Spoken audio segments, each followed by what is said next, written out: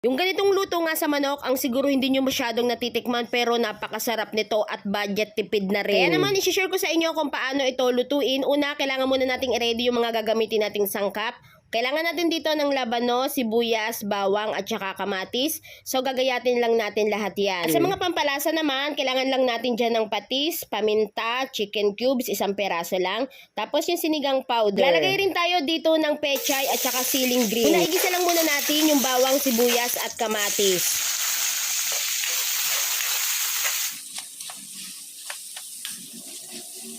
Sunod ay ilalagay na natin dito yung manok at isasangkutsa lang natin ito ng 5 minuto.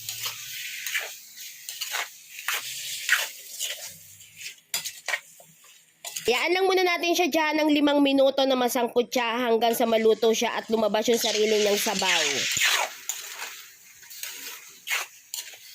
Sa puntong ito, medyo malambot na yung ating manok at lumabas na rin yung pinakang sabaw niya. Kaya naman ay maglalagay na tayo dito ng pampalasa. Naglagay na ako ng paminta at kaunting patis para sumiksik na talaga yung lasa niya dun sa karne ng manok. Haluin lang natin ito ng kaunti at sunod naman ay ilalagay na natin dito yung labanos.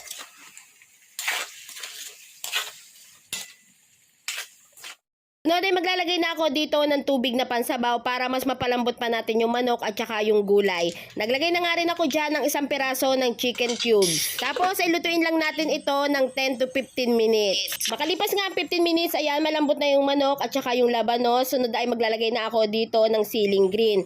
Tapos ay maglalagay na rin ako dito ng isang pack ng sinigang powder. Haluin lang natin ito ng kaunti at pwede nating ilagay dito yung pechay. Tapos ay patuloy lang natin yung pagluluto dito hanggang sa maluto na dito yung pechay. At makalipas ang ilang minuto, ayan, luto na yung ating napakasarap na ulam. O diba, sobrang dali lang niya lutuin. Alam ko na minsan lang din kayo nakakatikim ng ganito at baka naman na-miss nyo na rin yung ganitong luto. Wala kang ang maisip na may ulam, ay subukan mo na itong sinigang na manok na may pechay dahil grabe, sobrang sarap nga nito. Yung 200 pesos mo dito ay pwede ka na makaluto ng ganito kadami. Kaya naman, try nyo na rin ito. Napakadali lang lutuin. Kaya mo yan. I-share ko na nga rin pala sa inyo itong games application na 1xBet, ang #1 betting site na maaari kang kumita kahit nasa bahay ka lang. Pero paalala po na ito ay bawal sa bata. Mag-register lamang at gamitin ang promo code at maaari ka na makakuha ng 6,000 sa first deposit nyo. At dito ay pwede ka nang tumaya sa mga paborito mong betting games. Di kayo maboboring dito dahil marami kayong pagpipilian na games. Mas pinadali na nga rin ang pag-cash in at pag-cash out gamit ang GCash. Kaya naman, ano pang inaantay nyo? Sabay-sabay tayong maglaro at kumita dito sa 1xBet. Pindutin lamang ang link na nasa comment section.